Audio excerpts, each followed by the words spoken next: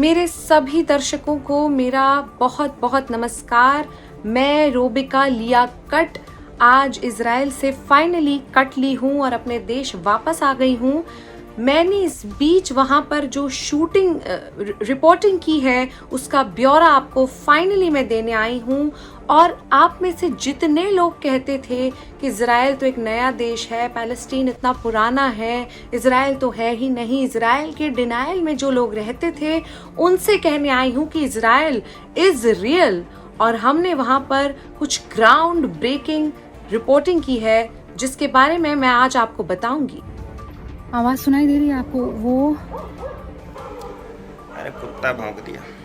जब मैं अबू सलेम नहीं, यरूशलेम की धरती को अस्सलाम अलैकुम करके लौट रही थी, तब मुझे याद आया यूक्रेन रशिया का वो युद्ध जो मोदी जी ने एक फोन कॉल से रुकवा दिया था। तो इस युद्ध को मोदी जी क्यों नहीं रुकवा पा रहे हैं?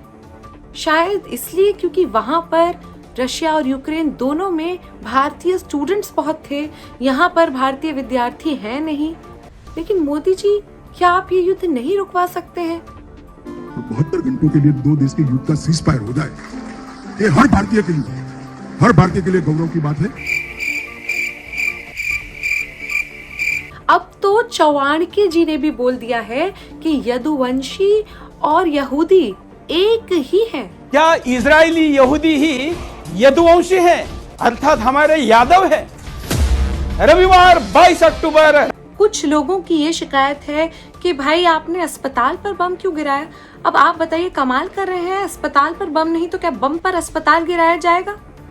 और पैलेस्टीन पैलेस ऑफ टिन है, टिन का पैलेस है वो, और इजराइल आयरन डोम है।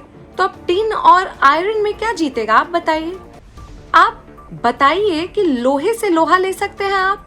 तो अंत में मैं आपसे यही कहना चाहूंगी कि जो गाजा स्ट्रिप है उसका आप नाम देखिए, नाम में ही गांजा और स्ट्रिप है, वहां गांजा लोग फूकते हैं। इतने सारे स्ट्रिप क्लब्स हैं, तो क्या एक संस्कारी राष्ट्र कभी उनका समर्थन कर सकता है? जाते जाते आपको छोड़ जाना चाहती हूँ हमारी इजराइल में की गई शूटिंग माफ कीजिए रिपोर्टिंग के साथ। तो इजराइल में बनी इस रील को आप देखिए। इजराइल पे अटैक कर दिया है, जिसे बनाने में हमें काफी दिक्कतों का सामना करना पड़ा। कभी बारिश ज्यादा थी, कभी सर्दी ज्यादा थी, कभी धूप नहीं थी, तो कभी अगरबत्ती नहीं थी, कभी मेरा मेकअप ठीक नहीं होता था। सब के बावजूद ये रील आज आपके सामने है और सच भी आपके सामने है। हमारी पत्रकारिता जो हमने इजराइल में की